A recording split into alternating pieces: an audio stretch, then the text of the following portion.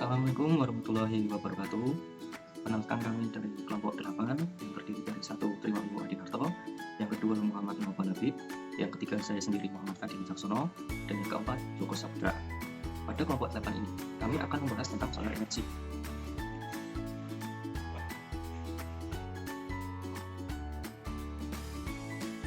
Dari pokok pembahasan yang akan kita bawakan terdiri dari 5 pokok pembahasan. Yang pertama adalah latar belakang, yang kedua adalah renewable energy, yang ketiga solar energy yang meliputi definisi, cara kerja, dan perhitungan. Yang keempat, pengaplikasian solar energy. Yang kelima adalah potensi pengembangan di Indonesia. Latar belakang. Energi listrik merupakan sumber energi yang sangat dibutuhkan dalam kehidupan sehari-hari di industri, perkantoran, dan lainnya. Banyaknya konsumsi tersebut menyebabkan sumber daya alam sebagai penghasil listrik menjadi semakin menipis. Selain itu, pembangkit listrik juga memproduksi emisi udara yang tinggi. Penyebab pencemaran lingkungan dari permasalahan tersebut dibutuhkan sumber energi terbarukan yang dapat bertahan dalam waktu yang lama. Salah satu sumber daya alam penghasil listrik yang ramah lingkungan dapat dijangkau di mana saja dan dapat bertahan lama, yaitu solar energy.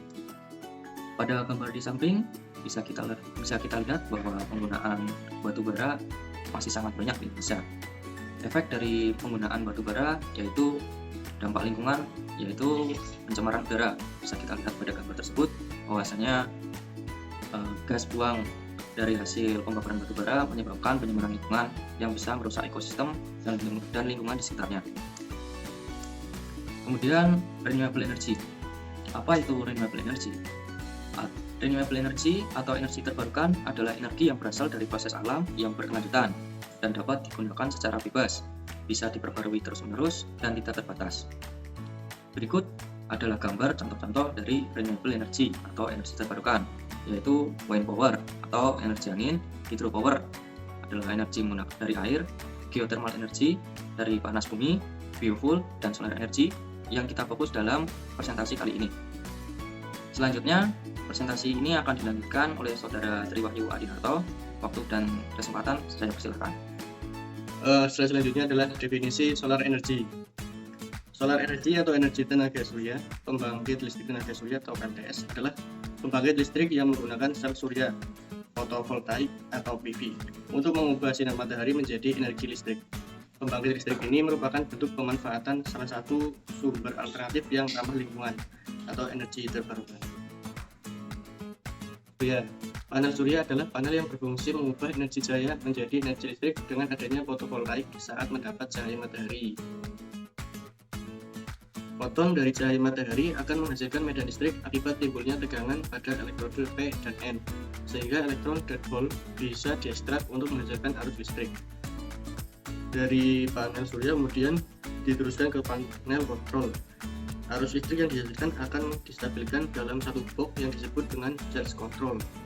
Dari panel kontrol kemudian disimpan di baterai atau aki.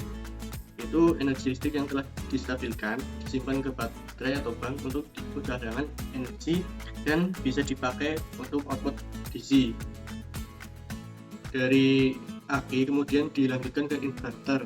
Karena alat rumah tangga kebanyakan menggunakan arus AC, maka diperlukan inverter untuk mengubah arus DC ke arus AC.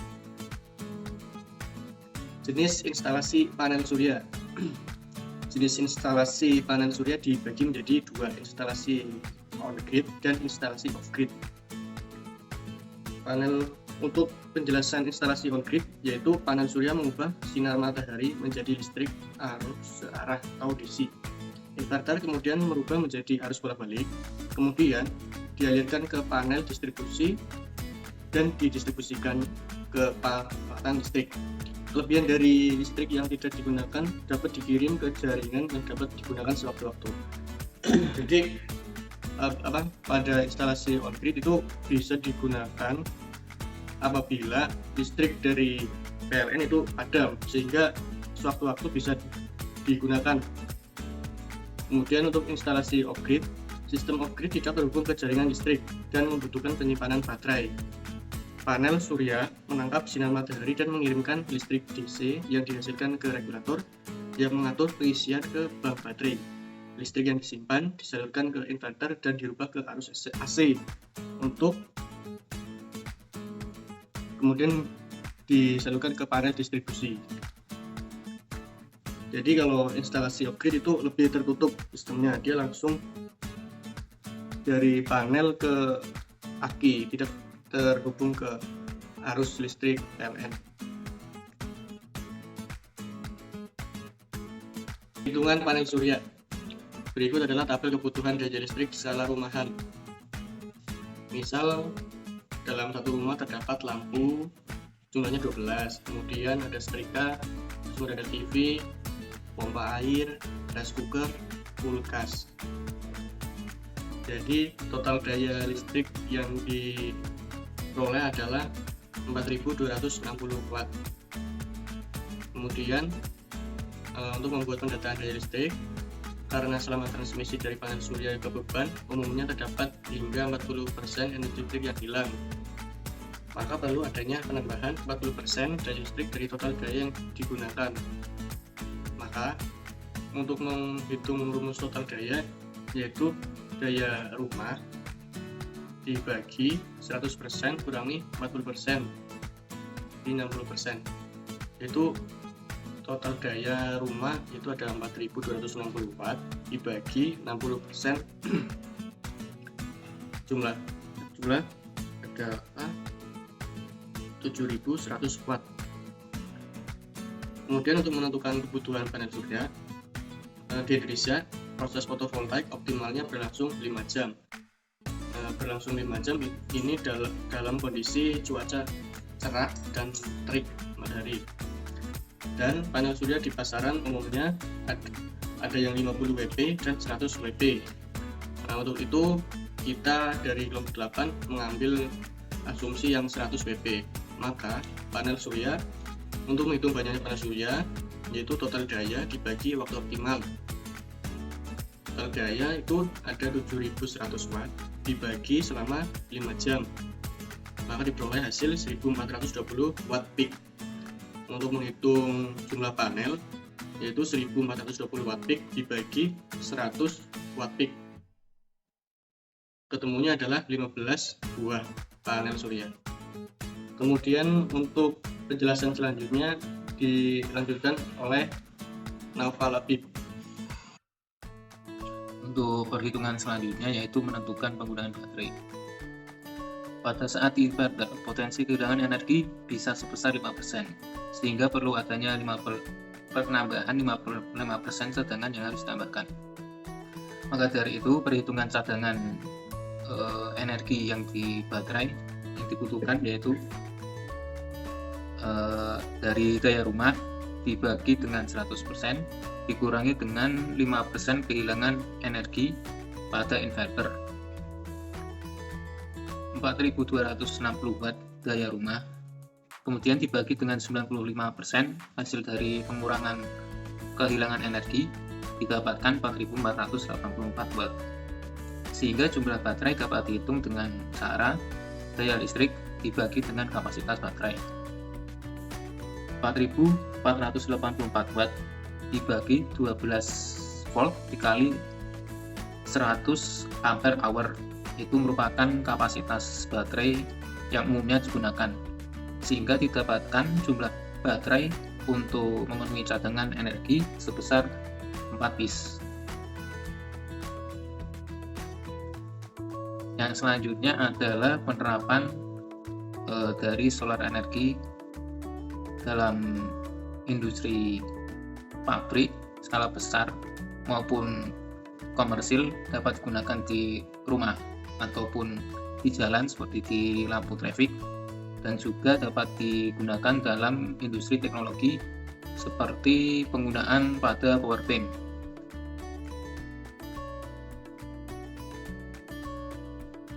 Di penggunaan pada komersil rumahan, panel surya dapat dipasang pada atap-atap rumah yang bisa menyumbang 7-19% dari total kapasitas energi Indonesia pada tahun 2050. Selain itu, panel surya dapat dimanfaatkan sebagai agrivoltaik atau APV. Pemanfaatan ini mengambil konsep mengkombinasikan pemasangan PLTS dengan lahan pertanian. Di Indonesia sendiri, kawasan pertanian mencapai 210.000 km. Yang selanjutnya yaitu dapat dimanfaatkan pada lahan bekas tambang. Penempatan PLTS di lahan bekas tambang batubara memiliki keunggulan tersendiri. Ada sekitar 2.300 km persegi lahan bekas tambang di Indonesia. Lahan seluas itu dapat menampung sekitar 0,5 terawatt panel surya atau setara dengan 7% dari kebutuhan energi di Indonesia. Untuk slide selanjutnya tentang potensi pengembangan solar energi di Indonesia akan dijelaskan oleh Saudara Joko. Potensi pengembangan solar energi di Indonesia. Indonesia terletak di satu garis khatulistiwa, menyebabkan Indonesia memiliki iklim tropis atau disebut dengan iklim panas. Karena Indonesia mempunyai suhu yang tinggi, sehingga suhu di daerah Indonesia cenderung cukup panas setiap tahunnya. Cuaca yang terik ini mempunyai potensi yang sangat besar dalam pemanfaatan solar energi. Sebaran PLTS terapung di Indonesia diantaranya tersebar di daerah Sumatera sebesar 7.150 MW, dapat di 3 lokasi, Kalimantan sebesar 26,7 MW di 1 lokasi, Sulawesi sebesar 2.919 MW di 6 lokasi. Selanjutnya potensi pemanfaatan energi surya. Pemanfaatan energi surya di Indonesia terdapat beberapa klaster, diantaranya yang pertama RUPTL, selanjutnya sektor pertambangan, migas, perikanan, wisata, PLTS atap, WILUS, KEK atau kawasan industri, PLTS terapung, daerah tertinggal, sektor transportasi, sektor telekomunikasi, dan sektor kesehatan. Di mana klaster yang berpotensi sangat besar adalah dari klaster PLTS atap, selanjutnya PLTS terapung, lalu diikuti dengan WILUS. Di mana potensi klaster ini secara keseluruhan bisa memanfaatkan energi sebesar 10.948 MW.